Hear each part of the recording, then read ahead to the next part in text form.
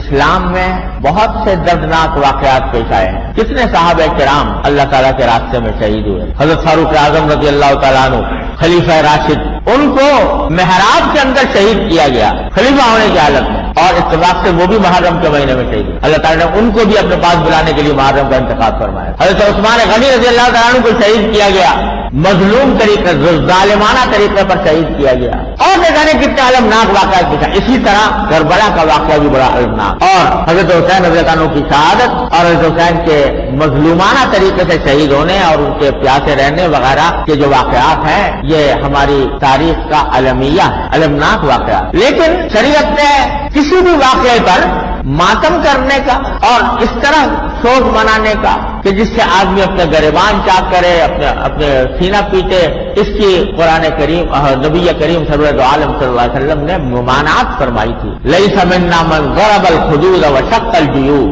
جو اپنے رخساروں پر تماچے مارے اور گریبان چاک کرے کسی کے سوگ میں، کسی کے ماتم میں، وہ ہم میں سے نہیں ہے، یہ فرمایا رسول اللہ. اور خود حضرت حسین رضی اللہ تعالیٰ عنہ نے جو خطبہ دیا ہے آخر میں، اس میں جو وصیت فرمائی ہے، اس وصیت کے اندر یہ بات بھی داخل ہے کہ اگر میں شہید ہو جاؤں تو میرے اوپر اس طرح کا نوحہ مت کرنا جو جاہلیت کے زمانے میں لوگ کیا کرتے ہیں. اس سے ممانعت کی ہے. تو یہ بے شک حضرت حسین رضی اللہ تعالیٰ عنہ کی شہادت بڑا عظیم المناک واقعہ ہے، لیکن اس کے اوپر اس قسم کے طریقے اختیار کرنا جو خود رسول کریم صلی اللہ علیہ وسلم کے خود حضرت حسین رضی اللہ عنہ کے ہدایات اور تعلیمات کے خلاف ہیں، یہ بہت ہی برا طرز عمل ہے. کچھ لوگ ہیں جو یہ کرتے ہیں، اس کو دین کا حصہ سمجھتے ہیں، اپنے دین کا حصہ انہوں نے سمجھا ہوا ہے. لیکن جو حضرات کے جو اہل سنت ہیں اور نبی کریم صلی اللہ علیہ وسلم اور صحابہ کرام رضی اللہ تعالیٰ عنہ کے طریقے پر اپنی زندگی گزارنا چاہتے ہیں، ان کو اس سے مکمل پرہیز کرنا چاہیے اور اس سے اپنے آپ کو دور رکھنا چاہیے. البتہ یہ ضرور ہے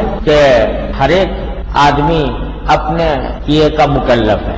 ہر ایک آدمی نصیحت کی جا سکتی ہے، فہمائش کی جا سکتی ہے، دلائل کے ساتھ کسی کے موقف کو غلط کہا جا سکتا ہے، لیکن اس کو باہمی خونریزی کا ذریعہ بنانا اور آپس میں لڑائی جھگڑے کا ذریعہ بنانا، یہ کسی طرح ہمارے دین کی تعلیم نہیں کہ ہم اس کی بنا پر ایک دوسرے کے خون کے پیاسے ہو جائیں، ایک دوسرے کی جان لینے لگیں. افسوس ہے کہ جب محرم کا مہینہ آتا ہے تو یہ خطرے محسوس کیے جاتے ہیں کہ کہیں آپس میں لڑائی اور خونریزی شروع نہ ہو جائے. تو یہ کسی طرح بھی مسلمانوں کے لیے یہ درست نہیں ہے کہ وہ خونریزی کا ارتکاب کرے یا دوسروں کے جان مال پر حملے کرے. ہاں، جو اپنا موقف ہے، اپنا عقیدہ ہے، اپنا جس کو ہم قرآن و سنت اور نبی کریم صلی اللہ علیہ وسلم کی تعلیمات اور صحابہ کرام کے طرز عمل کے مطابق سمجھتے ہیں، وہ ہم نہ صرف بیان کرنے کا حق ہے بلکہ دوسروں کو فہمائش کا بھی حق ہے، دوسروں کو اس کی تبلیغ کا بھی حق حاصل ہے. لیکن ایسا انداز نہ ہو کہ جس سے آپس میں خونریزی کا ارتکاب ہو.